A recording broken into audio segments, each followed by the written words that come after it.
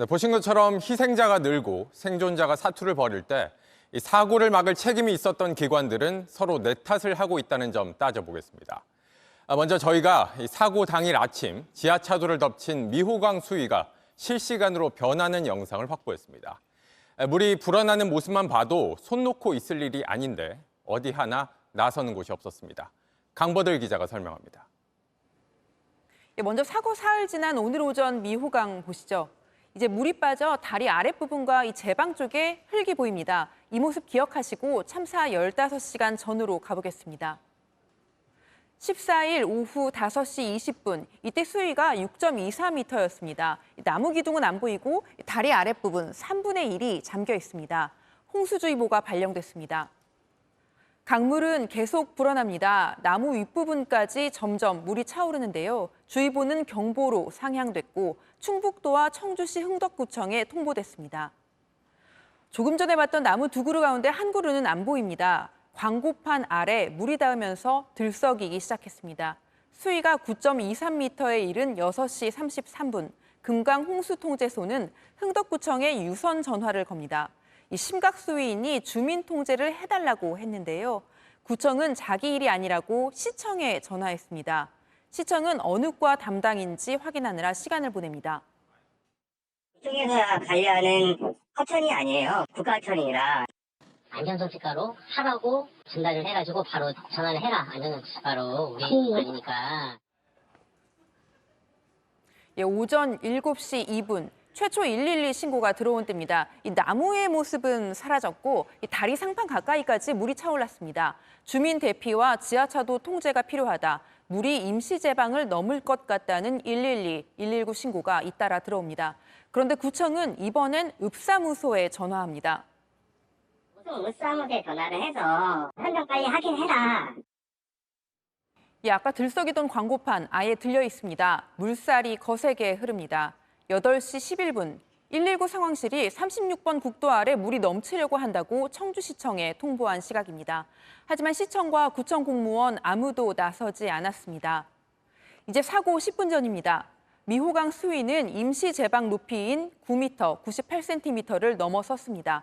충북도는 도로 CCTV를 보고 있었습니다. 지하차도에는 물이 안 차서 우리가 할 게 없었다고 말합니다. 하천이 곧 무너질 것 같다라고 하는 별도의 연락이 좀 필요하지 않나. 네, 8시 40분, 이 광고판은 이제 위로 꺾일 지경인데요. 이 거센 물살이 쏟아지면서 약한 임시 제방이 무너졌고요. 그리고 5분 사이에 지하차도는 물에 잠겼습니다. JTBC 강버들입니다. 네, 이번엔 경찰 조치 살펴보겠습니다. 경찰은 사고 전 그냥 넘겨선 안 될 2번의 신고를 받았습니다. 미호강이 넘친다는 첫 신고 때는 출동을 안 했고 지하차도가 침수될 것 같다는 2번째 신고를 받고서야 출동했는데 사고 현장이 아닌 엉뚱한 곳이었습니다. 왜 그랬는지 묻자 신고자가 정확한 위치를 알려주지 않은 탓이라고 했습니다. 김지은 기자가 보도합니다. 지난 15일 아침 7시 4분 경찰에 첫 신고가 들어왔습니다. 사고 1시간 반 전입니다. 근처 도로 확장공사 감리단장이었습니다. 미호강이 넘칠 것 같다고 했습니다. 경찰은 가보겠다고 했습니다. 하지만 그러지 않았습니다. 근처 오송읍 사무소에 주민 대피 방송만 요청했습니다. 54분 뒤인 7시 58분 물이 넘치기 시작했습니다. 최 씨는 다시 한번 112에 신고를 했습니다. 침수 위험이 있으니 지하차도를 막아야 한다고 했습니다. 그제서야 오송파출소 소속 경찰 한 명이 현장에 갔는데 엉뚱한 곳이었습니다. 희생자가 나온 궁평 2 지하차도가 아닌 궁평 1 지하차도로 간 겁니다. 심지어 이 지하차도가 물이 넘친 미호강과 더 가깝습니다. 경찰? 경찰은 안 왔어요. 경찰이 왔으면 경찰 보고 내가 봤을 텐데 못 봤고. 동료 경찰 2명은 다른 침수 지역에서 교통 통제를 하고 있었습니다. 충북경찰청 관계자는 신고자가 궁평 1인지 2인지 정확한 위치를 말하지 않았다고 했습니다. 또 1 지하차도는 옛날 도로라 침수 위험성이 있는 곳이어서 그쪽으로 갔다고 설명했습니다. 결국 경찰은 이미 지하차도가 물에 완전히 잠긴 오전 9시 1분에서야 현장에 도착했습니다.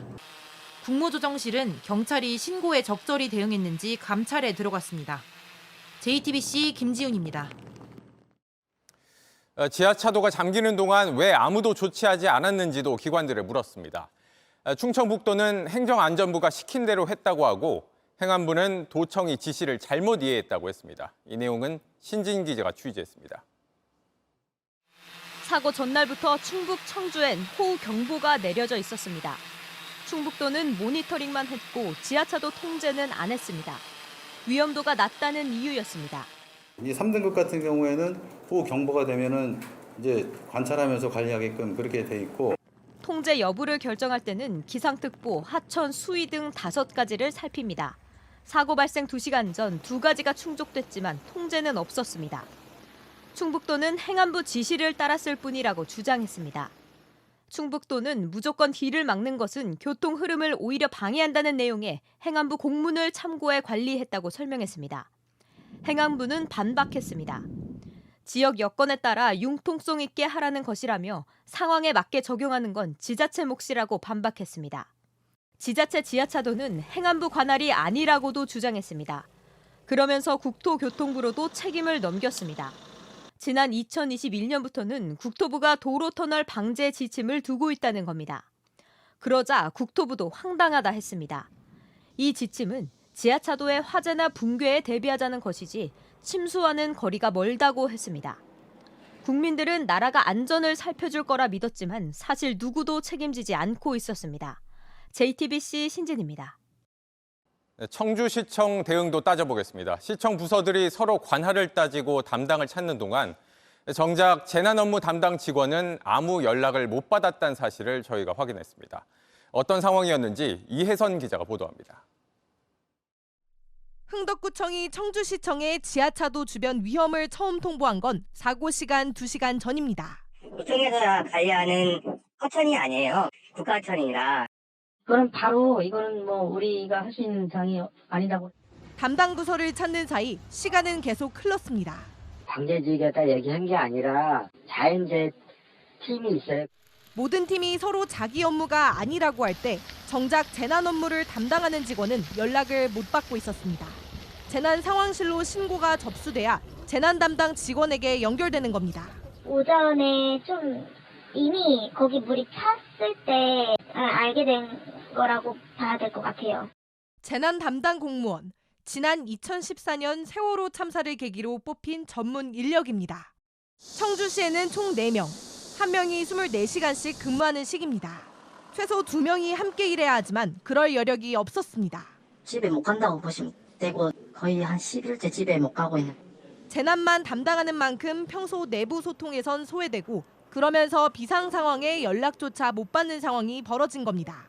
재난이 터져서 단수됐을 때 교육을 내봐. 뭐 이런 식으로 현재 없는 일을 가상으로 해서 자꾸 뭔가를 요구를 하니까 귀찮기만 한 거죠. 재난 대비 인력을 뽑아놓고 정작 필요할 때는 활용하지 않았습니다. JTBC 이혜선입니다. 윤석열 대통령은 공무원들의 태도를 비판했습니다. 특히 비공개 회의에서 경찰을 콕 집어 소관 업무가 아니라도 적극 현장에 나가 대응했어야 한다는 취지로 지적한 것으로 파악됐습니다. 또 이권 카르텔에 들어가는 보조금을 없애 수해 복구에 쓰겠다고 했습니다. 최수영 기자입니다. 윤석열 대통령은 국무회의에서 공직사회의 인식 변화를 요구했습니다. 재난관리 체계와 대응 방식을 근본적으로 확 바꿔야 됩니다. 천재지변이니 어쩔 수 없다. 이런 인식은 버려야 됩니다. 여러 차례 침수 대응을 지시했지만 현장에서 제대로 작동되지 않자 공무원들의 태도를 지적한 겁니다. 각 기관 모든 부서의 인적 자원을 총동원하십시오. 군도 동원되고 있는 상황 아닙니까? 오송 지하차도 참사를 두고 관계기관들이 서로 책임 공방을 벌이는 가운데 윤 대통령은 비공개 회의에서 이 같은 공무원들의 대응을 지적했습니다. 특히 경찰을 사례로 들며 장비나 인력이 부족하다고 하지 말고 제대로 현장 대응을 했어야 한다는 취지로 질책한 것으로 JTBC 취재 결과 파악됐습니다. 대통령실 관계자는 JTBC에 오송 사고의 경찰 대응 관련해 교통 담당 등 소관 업무가 아니더라도 모두 나가서 안전을 지키는 역할을 했어야 한다고 했다고 전했습니다. 이런 가운데 수해 복구 지원과 관련해선 부패 카르텔과 연관된 보조금을 폐지해 재정을 투입하겠다고 강조했습니다. 부패 카르텔에 대한 보조금을 전부 폐지하고 그 재원으로 수해 복구와 피해 보전에 재정을 투입해야 됩니다. 윤 대통령은 전날 경북 예천에 이어 충남의 수해 현장을 찾았습니다. JTBC 최수연입니다.